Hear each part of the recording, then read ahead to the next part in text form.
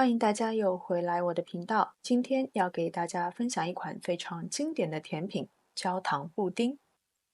新手建议先在保温杯里倒入20克的热水备用，不粘小锅内倒入40克的白砂糖和15克的清水。一开始可以用大火加热，当糖浆开始变色以后，就要转小火。整个过程不可以搅拌，如果觉得分布不均匀的话，可以这样端起小锅轻轻摇晃。当糖浆变成琥珀色了以后，就倒入刚刚准备好的20克热水，继续煮大约5秒钟的样子。这个颜色非常漂亮，所以我们买包包都会有一款颜色叫做焦糖色。焦糖液均匀地铺满容器底部以后，我们就放在一边备用。刚刚熬焦糖的小锅不用洗，在里面倒入200克的牛奶、200克的动物性淡奶油和30克的白砂糖，一边煮一边不停地搅拌，直到砂糖全部融化，并且锅边开始冒泡泡，我们就离火，然后让它静置在一边，先不用去管它。接着打散2个鸡蛋。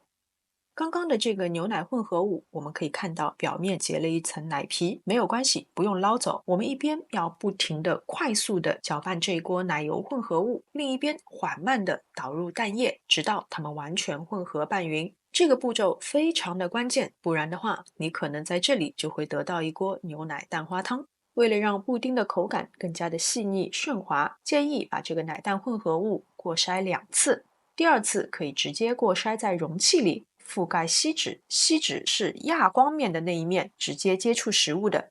布丁要隔水烤，所以另外放入一个烤盘，注入热水，热水的高度大概是在布丁膜的1/3处，送进预热好的烤箱，160度烤60分钟。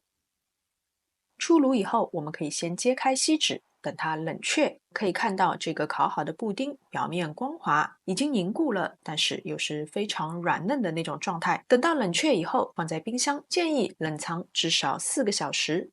冷藏好的布丁可以先用小刀使它和容器分离，接着倒扣在盘中，用力的、快速的晃动几下，你可以听到并且感受到布丁从模具里掉落的声音。虽然边缘这次脱模不是非常完美，但是依然是肉眼可见的滑嫩，并且我们可以看到里面完全没有气泡，整个布丁的口感都是非常细腻的。